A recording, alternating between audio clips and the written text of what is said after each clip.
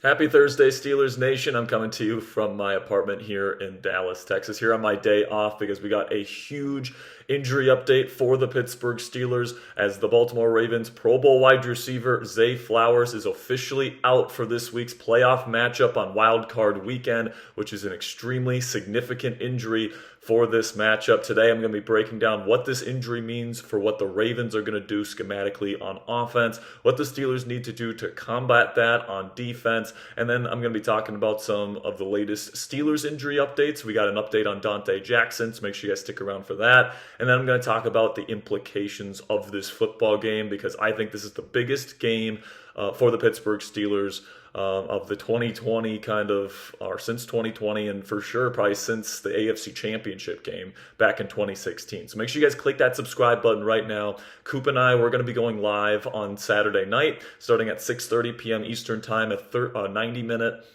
pregame show, followed by a live play-by-play and instant reaction during the game, and then we got the post-game coverage as well. So we have the largest Steelers watch parties anywhere on YouTube.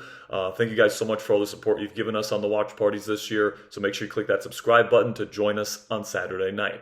Okay, now let's talk about this injury of Zay Flowers. Now, this is a very significant injury, in my opinion, because the Ravens don't have a ton of wide receiver talent on their roster. The two guys that have been very consistently a part of their offense this year is Zay Flowers and Rashad Bateman, who's actually had a really, really good kind of last quarter of the season. But now Bateman goes from kind of being a number 2 option to now a number 1 option. And then outside of those two receivers, they have Nelson Aguilar and they have Tylan Wallace, who can scoot a little bit. He's fast, but he's not necessarily the best route runner, doesn't have the best hands.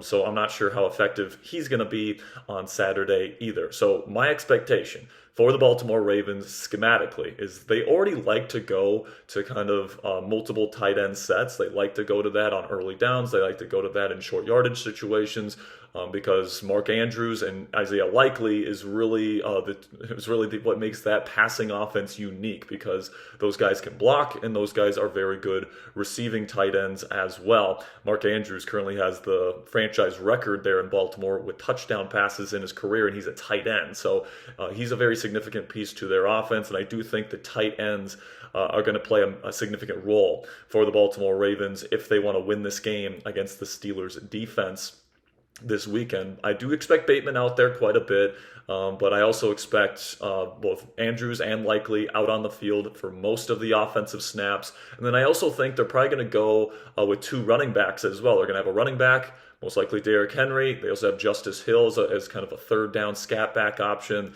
And then I think they're going to have Patrick Ricard out there as a fullback for most of this football game as well. Ricard is a very, very good blocker. He's a big body. Can also play a little bit of tight end, so they can shift him around the offense. So with Flowers out, he had a really, really good game back in Week 16 when the Ravens beat the Steelers.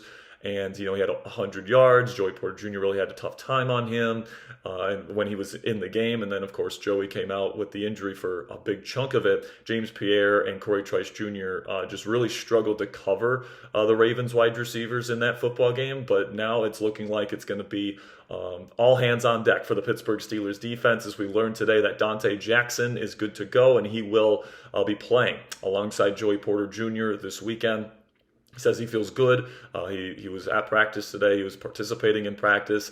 And, it looks like D-Jack is going to be out there. So there's officially zero excuses for the Steelers defense heading into this football game. The Ravens' best wide receiver is going to be out. And, of course, the Steelers defense has no real major injuries to hinder them heading into the week. So this is definitely going to come down to, in my opinion, from the Ravens offense versus the Steelers defense perspective, it's going to come down to who wins the line of scrimmage, who wants it more, who's going to bring the physicality, who can tackle, who's going to be the more physical football team on that side, because you got Derrick Henry, who's obviously a bruising running back, and for the Pittsburgh Steelers, the name of the game is going to be stopping the run and forcing Lamar Jackson to throw the football And, Lamar can certainly do that. He is the league MVP most likely this year for a reason. He's like top 3 in most quarterback categories this year. That's both passing and rushing, so he can beat you both ways.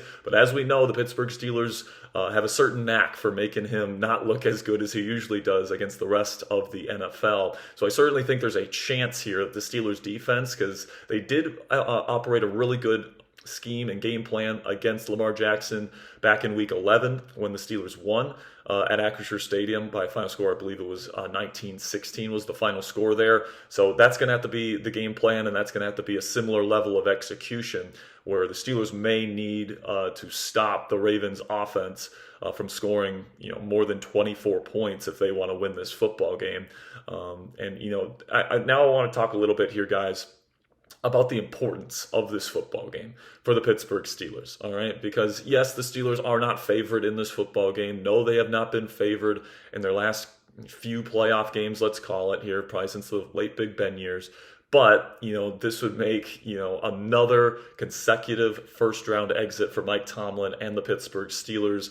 If they lose this game, it would mean 5 straight losses to finish out the season. And of course, it means you lose your second straight to your arch rival in the Baltimore Ravens without their number 1 receiver on the field. So they're really, in my opinion, there's no excuses left for Mike Tomlin, for Russell Wilson, for this Steelers defense. They need to come together, and after these 4 straight losses to finish the regular season, they need to bring it together. And if they can bring it together, and if they can upset a team that most people consider a legit Super Bowl contender here in the Baltimore Ravens on the road after a 4-game losing skid, and you finally deliver a playoff win for the first time since 2016, I mean, that would be the biggest win for the Pittsburgh Steelers for a very, very long time, in my opinion, because it really does. I think it would lock in Russell Wilson as this team's QB1 next year, because you're probably not getting rid of Russ if he leads this team to a playoff victory, and it for sure locks in Mike Tomlin as this team's head coach.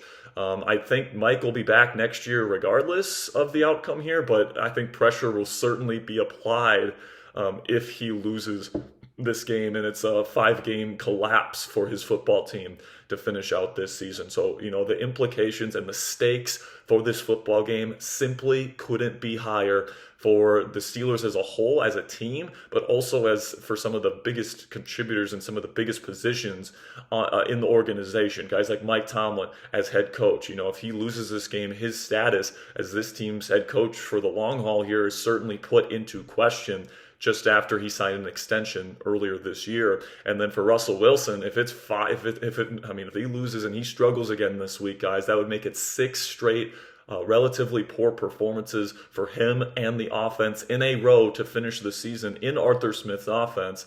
And if Art continues to be the offensive coordinator here next year, and I kind of assume that he's going to be, you might want to look at other options that could be better fits in this offense if Russell Wilson finishes this season without turning things around. And, tomorrow I'm actually going to be releasing a video that we recorded on Steelers Talk Live yesterday, where I talk about what the Steelers offense needs to look like with Russell Wilson on Saturday in order to be successful. And I still think Russell Wilson has what it takes to be a successful quarterback in the NFL, but there is one specific thing that he needs to, kind of accept about himself if he's going to, kind of reinvent himself and remain a legit starting quarterback in this league. And that one thing, in my opinion, guys, is he needs to realize he's not the playmaker he used to be. All right, he's not the athlete he used to be, so he can't play the position the same way that he's played it all his career when he was running around, danger Russ, making magician type plays that made him a superstar in this league. He's still very good when he's hitting his back foot and he's throwing the ball to his first or second read down the field and he's getting the ball out fast. But his problem is he holds on to the ball for too long. At times he tries to play make and he either ends up taking a sack or he has to throw it away. I think a really, really big thing for Russell Wilson this week, if the offense is going to have success, is he needs to get the ball out of his hands quickly, find his check down options if his first and second read aren't there. But if he has opportunities to throw down the field, he is, according to EPA in yards per attempt this year, guys, he's the #1 quarterback in the National Football League in those two categories when he's throwing to the intermediate and deep parts of the field. So he still has some great arm talent, throws with great touch down the field, and when he is throwing deep, deep, it's very effective. Just about as effective as anybody in the game. But where things kind of go hairy for him is that, he doesn't pull the trigger on his first or second read. He tries to scramble, and he either has to throw it away for no gain, or he takes a sack and it's a negative gain, right? So he needs to be better in that. He needs to have a little bit of self-awareness, and he needs to understand what kind of quarterback he is at this point in his NFL journey. And if he fails to do that, I think there's a pretty decent chance that this Steelers team season is going to end on Saturday night. But, my expectations heading into Saturday here to wrap up this video, I do expect the Steelers to hopefully open up the offense a little bit more. The offense was significantly better in the fourth quarter versus Cincinnati when they opened things up for Russell Wilson. They put him in shotgun. They did a bunch of spread formations. They allowed Russ to throw on first and second down, which definitely helped things out, moving the chains instead of running constantly on first and second down like Arthur Smith tends to do early in games. So I think that those are the things that you have to do offensively, and I have relative confidence that that's what they're going to do heading into the week. The Ravens have the #1 rush defense in football, so hopefully they don't have a run-heavy approach heading into the week. And if they go to that plan, I think they're going to be relatively successful on the offensive side of the ball. And then on defense, with Zay Flowers out, I think it's going to come down to a lot of physicality. It's going to come down to who can tackle better. It's going to come down to who wins the line of scrimmage. And with everybody healthy on the Steelers' defense right now, I think that they do a good job against Derrick Henry and Lamar Jackson. So, I know I'm probably going to get panned, and, I've been panned all week for saying I think the Steelers have a legitimate chance of winning this football game. But the more I think about this game, especially now that Zay Flowers is officially out, the more I think the Steelers will pull this game out. And they will deliver the biggest victory for this football team and for this fan base in a very, very long time, and go to the divisional round with some confidence and with some positive momentum. Right now, in terms of what I'm thinking for my score prediction, I think in my preview I said 20-16 earlier in the week. I think right now I'm kind of leaning more towards 23-17 Steelers win. That's where I'm at right now, guys. Let me know your score predictions down there in the comments section, and let me know what you guys think about this game heading into Saturday night. All right, that'll be it for me today, guys. I really do appreciate you guys sticking with me here throughout the course of this video. Just to recap here, Zay Flowers is out this week with a knee injury. Donte Jackson will be back out there at starting cornerback for the Pittsburgh Steelers alongside Joey Porter Jr. He is a go. So make sure you guys click that subscribe button right now. Make sure you join us for our watch party Saturday night, 6:30 p.m. Eastern Time. Do not be late. I will see you guys then. And until then, guys, here we go, Steelers.